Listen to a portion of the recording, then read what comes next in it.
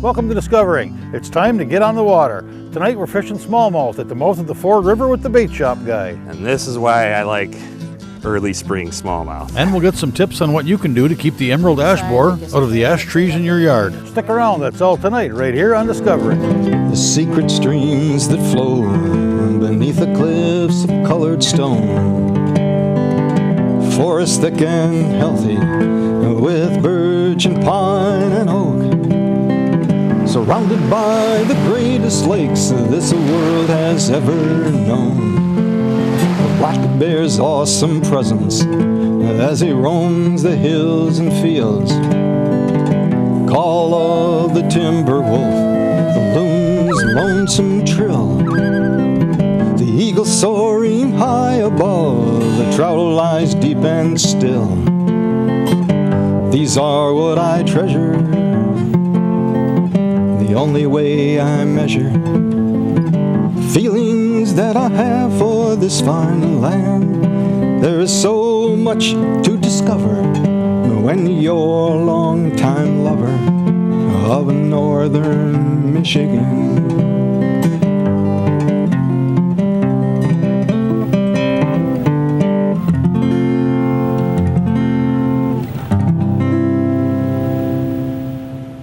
The mid-May season opener for walleye, pike, and more typically meant that bass fishermen had a couple more weeks of chomping at the bit. Well, that's changed. On the Tuesday.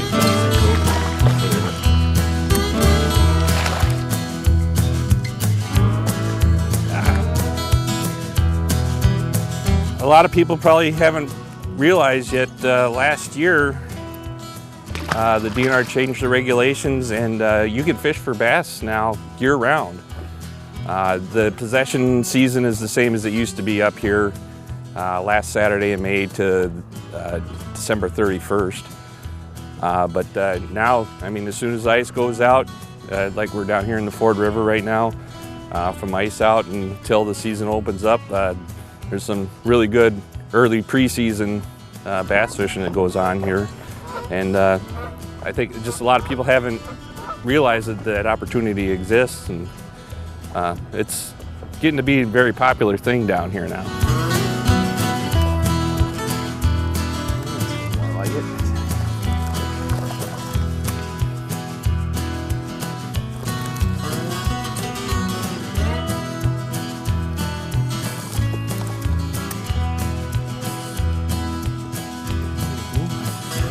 Well, as a start for a nice little Ford River early season smallmouth.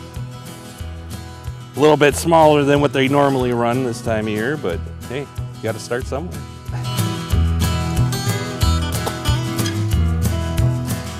It's just a basic Senko bait, rigged up, unweighted, Texas style.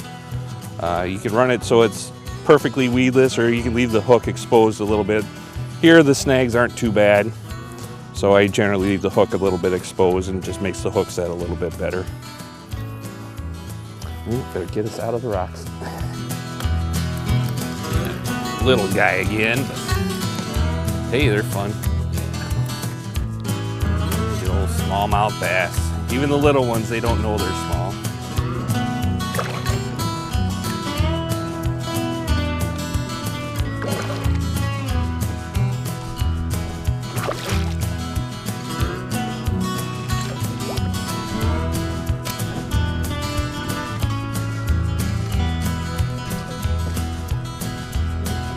Pretty little brown fish.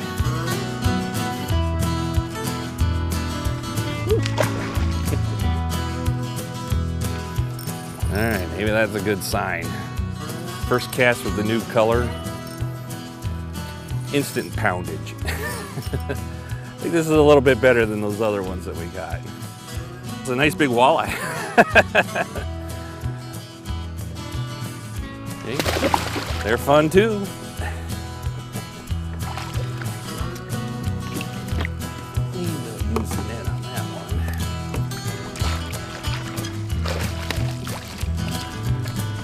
Any other time of the year, you'd be pretty thrilled to death to catch a walleye like that. You're gonna be in trouble, Mr. Fish. But Yeah, you never know what you're gonna catch throwing tubes.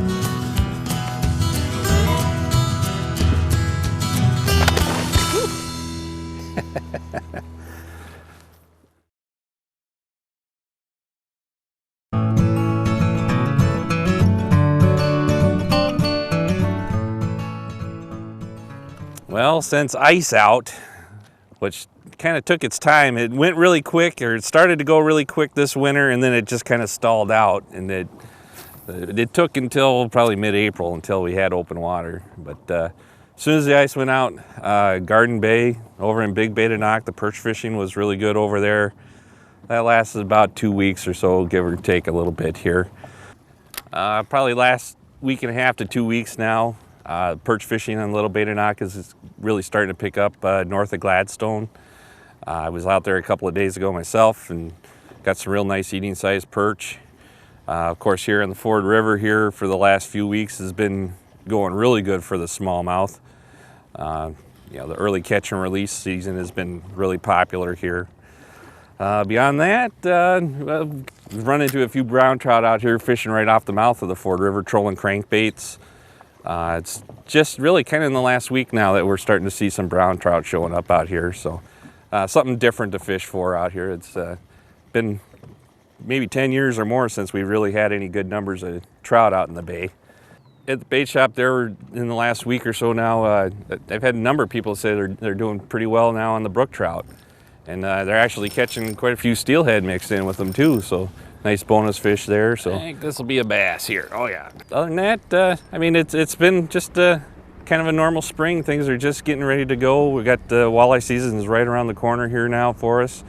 So everybody's starting to gear up for that, and I'm going to be very busy here for the next week or two.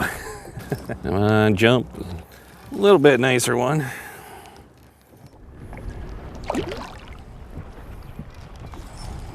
Grab that net there.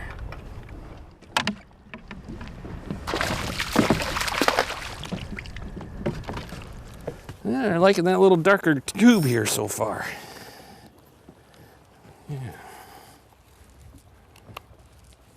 Yeah, getting a little bit better. Still a nice big fat pre-spawn fish.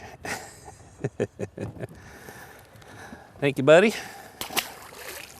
This is just basic Texas rigging without a weight. Go with like a 5/0 Gamakatsu wideband hook. And when you go to rig up your worm, just go right down the center till you hit the bend in the hook. Pop the hook point out. And you slide it all the way up. And that's what kind of locks it in place. Then you want to look to see where the back bend of the hook would go into the middle there. Try to go straight through, have it pop straight up the other side. For this kind of fishing, you want to keep that bait as close to straight in line as possible, so that when you give it the little twitches, it just has a real erratic darting action. When you go to reel it in, if it's sitting twirling, it doesn't seem to work so well. But if you reel it in and it's just kind of swims straight in the line, and then you just stop it, it'll dart off to the side. And that seems to be the real trigger with these baits when you rig them up this way. This particular color right here in the Senkos, a little bit of trivia. This is chartreuse watermelon laminate.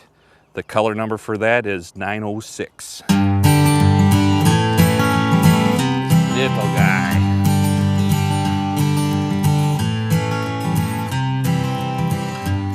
Oh, there's a little slimer. Oh, we're getting some variety here today anyway.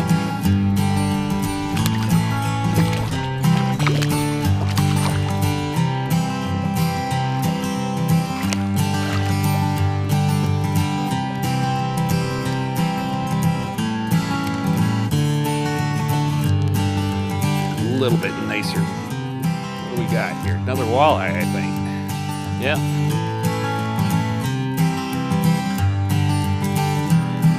Man, I think I know where I might be coming for the walleye opener.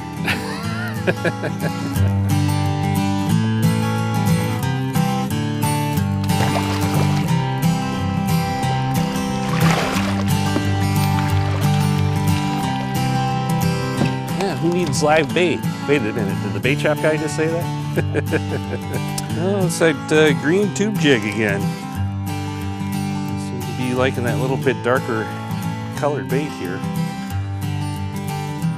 Little skinnier fish, spawned out female, but yeah, it'll be a good eating size one. Yeah, let her go. Cool. Dark green tube, probably imitates a goby pretty well. Everybody seems to be liking it today. You know, with this new all-season bass fishing here, I've had some people say, you know, well, aren't you pulling all those fish off of beds? You know, this time of year, water temperatures are low to mid 50s. Smallmouth don't typically spawn till the water is low to mid 60s. I've been keeping fishing journals since the 1990s. Typically, we didn't get into those water temperature ranges until well after the regular possession season started. So, you know, I'm not worried about pulling fish off their beds, especially here in the mouth of the Ford River. Oh, a lot nicer than I thought he was. They spawn far upstream. They spend the summer in the rivers here then. You know, people have been fishing and keeping a lot of bass out of the Ford River here for many years during the regular possession season, and fishing is every bit as good now, if not better than it's ever been. So, yeah, don't be afraid to get out and do a little bit of early season fishing. It's a lot of fun. Pretty little fish, got some nice markings on them.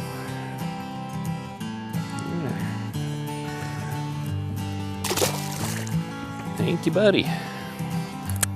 Switch back to the Senko. Oh, and there's a good one finally. Oh yeah, those are the kind I like. Look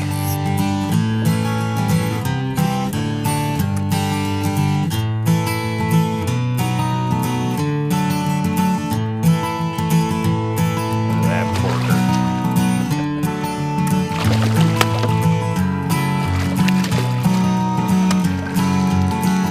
That's a nice fat toad. Hey there, look at the gut on that one. Let's get her unhooked and back in as soon as we can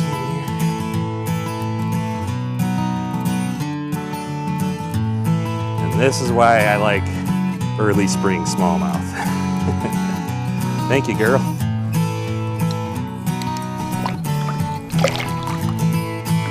Sweet.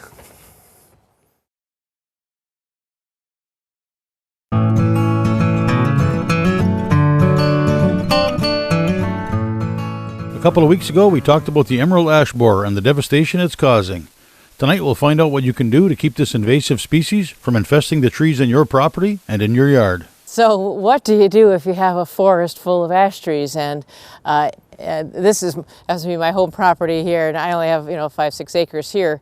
But this particular woodlot here was about 40% ash trees, and I knew that we were pretty much doomed that we were going to get emerald ash borer. And since I had such a large component of ash, I worked with a forester, actually A.J. Campbell from the Conservation District last year. He came out and worked with me and marked trees because really what the foresters are recommending is that if you have a large component of ash, since they will most likely die in the very near future, it's a good idea to remove them while they're still alive, well, and marketable, rather than standing dead. He decided you leave about 10% of the basal area, so that means if you looked at all the tree trunks in the woods, you leave about 10%. And what he chose to leave was something 4-inch diameter and less. Things that are young, vigorous, could have a better chance of fending off an infestation. We took out all of the trees that were 12, 18, 50, and larger diameter, the large mature trees. And if we were going to leave a tree, we left the young, vigorous ones. Then what do you do? So the interesting thing about ash trees is that they seed prolifically, and they also root sucker a lot like a popple does. So if you cut them down, you're likely to get a whole bunch of ash back up again. And so the magic number is if you're going to make an opening that's 60 feet in diameter or more, if you just left it like that, probably the books say that you'd get all ash, but knowing where we live, you'd probably get a fair component of invasive species as well. So you want to consider that when you create an opening, what's going to come and fill it. Is it going to be more ash trees that you then are going to be worried about dying, or is it going to be buckthorn or honeysuckle or autumn olive, something that you don't really want in the woods anyway? So one of the best things to do is to add some diversity back into your woods with interplanting. And we interplanted a variety of different species. So there's some walnut, some hickory, oak, basswood, cherry, a variety of things that would typically be found in a deciduous mixed forest here. We have a lot of deer browse in this area, so if I try to plant something and don't protect it, it's gone. It's chewed off within the first few weeks usually.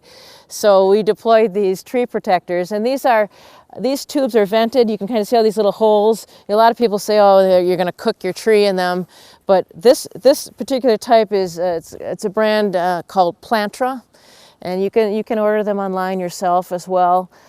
We sell them at the Conservation District with our tree sale, but they're well vented. Planter is now calling 5 foot the minimum for deer browse. So if you're trying to protect from deer browse, 5 foot is the minimum.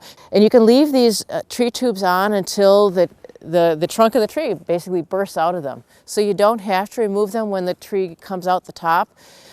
Even when they're growing out the top and they're increasing in width on the inside, it won't hurt the tree, and it actually will then protect against buck rub. We have found these to have really good success rate with young trees, and in this neck of the woods where we have a lot of deer browsing around, if you don't protect them, they're pretty much gone. Take a look at the density of other things we've planted here. We've tried to kind of mimic kind of natural reforestation with a variety of species then, so it won't be an ash-dominated woods anymore. It'll be maple, oak, hickory, other nut trees that are beneficial to wildlife. Another thing that you can do, if say you just did harvest a bunch of ash trees, to leave some of the slash on the ground and use it as protection too. You can actually plant your seedlings in some of the slash, and the deer don't find them in the first few years. And the deer don't like to walk right on top of the slash usually.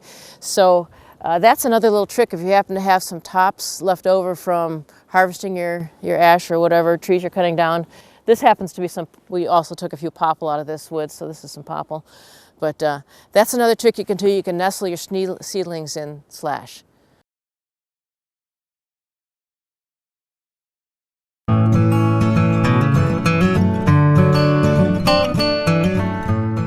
So in the occasion you have an ash tree that is really a really important part of your landscaped yard, like this one is. This provides the south shade for my house all summer long.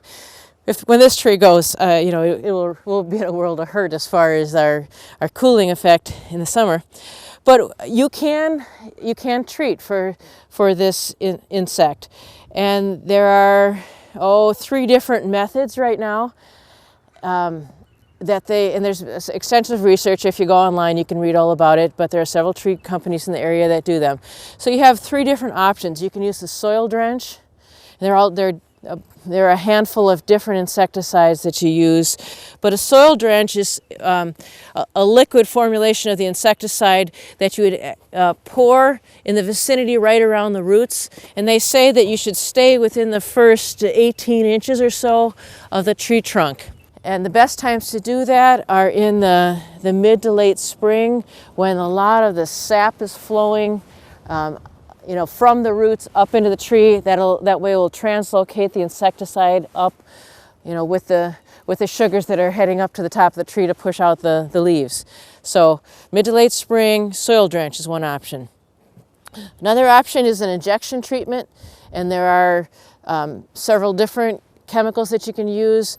One that I've heard really good reports on that seems to have a little bit more longevity to it is called Triage, and you use a system that's called Arborject, which is a thin kind of needle that you inject into the tree. They say it costs about $10 per inch of diameter of the tree. So they would drill several small holes at about this height on the tree, around the tree, and inject the insecticide into the xylem so it'd be carried up into the tree.